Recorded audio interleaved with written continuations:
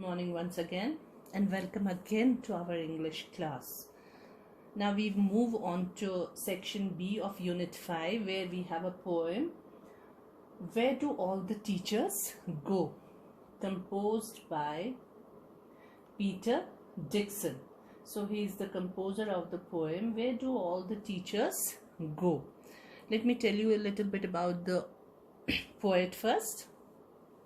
His name is Peter Dickson. He was by accident a primary teacher. Then he moved on to become a lecturer in higher education. He was a poet, a performer, and an artist based in England. So this is about the poet. He has written many children's poems and stories. So where do all the teachers go? This poem we have already discussed in the class in depth, and you could understand the poem very nicely because it's a very simple and an easy poem which you people can relate to, which we can relate to. Even in my childhood, I was always having these thoughts in my mind. Even you people might be having these thoughts in your mind when you were small. Now you're big, you understand what teachers do after the school hours.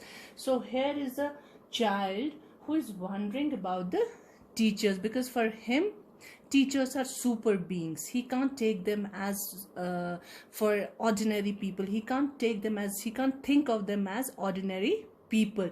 He thinks that teachers are some superhumans, super beings, so they can't be doing the same things we do at home. So he's curious about the teachers. He wonders what they do, where they go, and what all they do after the school activities. Let's read a little bit about the introduction. For a little child, a teacher is special. It is difficult for a small child to think of her teacher as an ordinary person. So similarly, the child in this poem, he also thinks that teachers are not ordinary people. They are some super beings. So what all comes to his mind? These thoughts come to his mind. Where do all the teachers go? When it is 4 o'clock, meaning when the school gets over. Like the child who is thinking about these things, he goes to his home, he returns home, but he always wonders where teachers go. Do they also have homes? Do they also do all the activities we do at home? Do they live in houses? So where do they go? Do they really live in houses like we do? And do they wash their socks? And do they wash the clothes like we do? They also do all these things, ordinary common things. Do they wear pajamas at night? Do they wear sleep suits? And do they watch TV? And do they pick their noses the same as you and me? Do they also do all these routine and ordinary things? Do they live with other people? Do they also have families? Have they moms and dads? And were they ever children? And were they ever bad? So were they ever children, or they were always just teachers and nothing else? Were they also small? So these are the things the child thinks about teachers. So he wonders about the teachers, whether they also have families. Do they also have their parents? Were they ever children, or were they ever bad? Bad in the sense, children are not bad, like we keep on scolding them for small mistakes, because we have to teach them the difference between the good and the bad. So the child, when we scold them, they think that maybe we are bad, that is why we are getting scolded, which is not the reality. Did they ever never spelt right? Did they ever make mistakes? So did they ever make spelling mistakes? Did they also make spelling mistakes when they were small? Were they punished in the corner? So when they made those mistakes, were they also punished and made to stand in the corner? If they pinched the chocolate flakes when they were not in a mood to eat anything, did they also play around with the food by pinching the flakes and all, making them fly, or just playing around? Did they ever lose their hymn books? Hymn books are religious books, like we have discussed in the class. Did they ever leave their greens? Did they ever just leave their vegetables without eating them?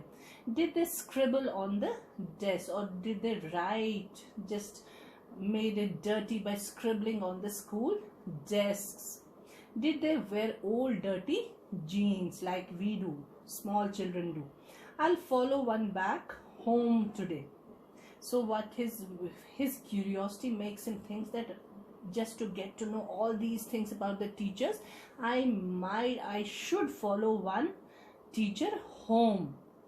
I'll find out what they do and find out what they do when they return home or when the school time is over. Then I'll put it in a poem that they can read to you. So I'll write everything that the teachers do after the school hours and make it into a poem, and then so that children like me can read it later. So this was the poem. Now the textual exercises. Answer these questions, the appreciation of the poem.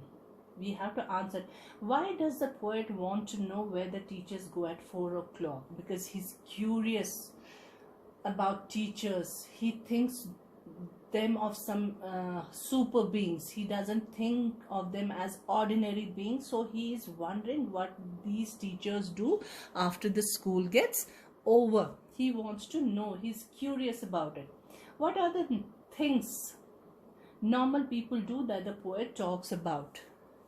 He talks about ordinary people or normal people having homes, wearing pajamas, washing socks, and picking their noses, having moms and dads, having parents, and being children, being small and then growing up, making mistakes in spelling. So these are all the things a child imagines an ordinary person does.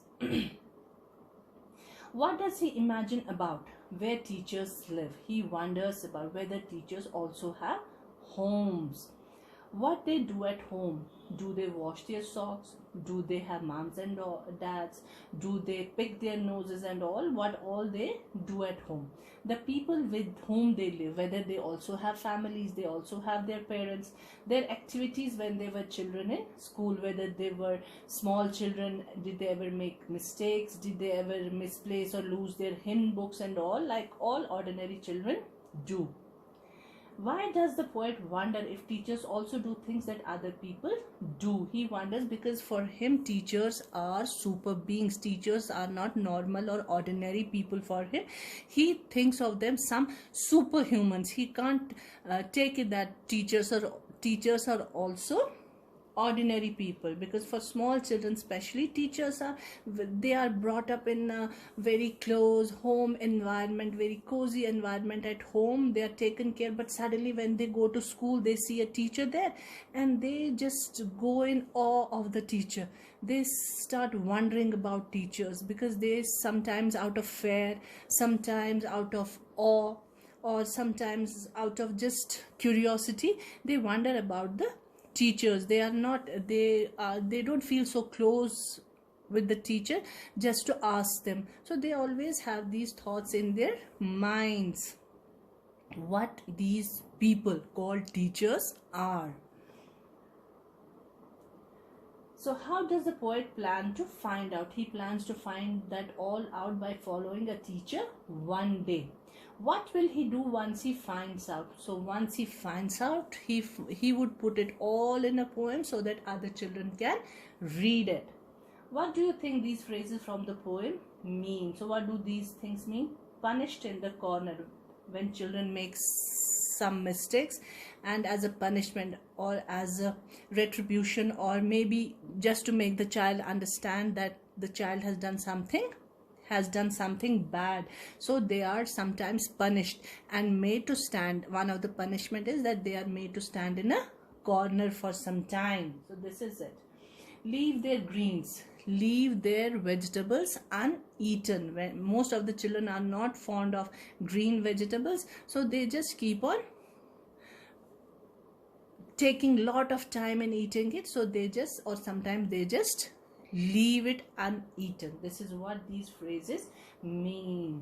So this was all about the poem. Hope you enjoyed it and hope you related with it. Yes, we do relate with it. Even I do, because I was also in awe of my teachers. I was always wondering when I was very small what they would be doing at home and how they would be like as a person other than being a teacher. So we all can relate to this poem. Thank you, children, and have a good day.